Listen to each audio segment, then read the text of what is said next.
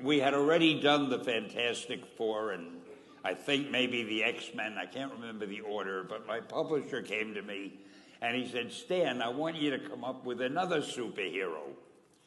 So I said, okay, and I went home and I thought, what can I come up with now? And the most important thing in a superhero at first is the superpower. Once you get that, everything else comes along. So I thought, what power will I give a new guy? And I saw a fly crawling on the wall. And I said, hey, if I could get a superhero that could stick to walls and crawl on them, man, that would be cool. So I thought that was good. Now I needed a name. So I said, well, let's see, Fly Man, Mosquito Man.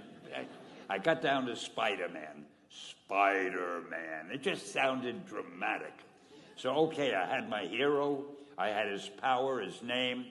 And then I figured, just for fun, I'm going to give him personal problems. And then I thought I'd make him a teenager, because there were no teenage superheroes that I knew of at the time.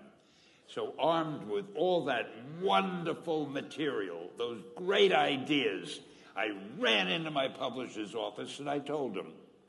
This was my reaction, the reaction he gave me. Stan, that is the worst idea I have ever heard.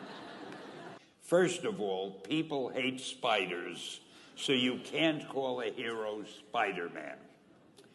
You want him to be a teenager? Teenagers can only be sidekicks. And you want him to have personal problems? Stan, don't you know what a superhero is? They don't have personal problems. Well, I left the office disappointed, but obviously a much wiser man. And I couldn't get Spider-Man out of my system. So we were about to kill a magazine. I think it was called Amazing Fantasy. It wasn't selling well, and we were sending the last issue to press. When you do the last issue of a magazine, nobody cares what you put in it because the book is dying. Just to get it out of my system, I put Spider-Man in Amazing Fantasy, featured him on the cover, forgot about it. A month later, all the sales figures came in.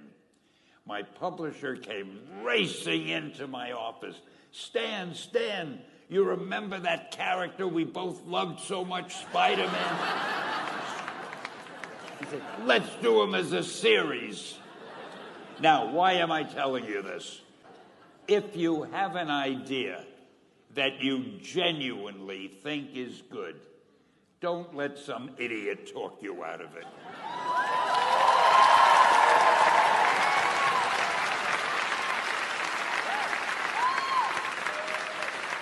Now, that doesn't mean that every wild notion you come up with is going to be genius. But if there is something that you feel is good, something you want to do, something that means something to you, try to do it.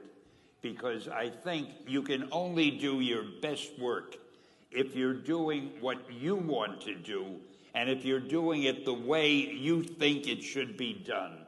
And if you can take pride in it after you've done it, no matter what it is, just do your thing, do it as well as you, that's the important thing.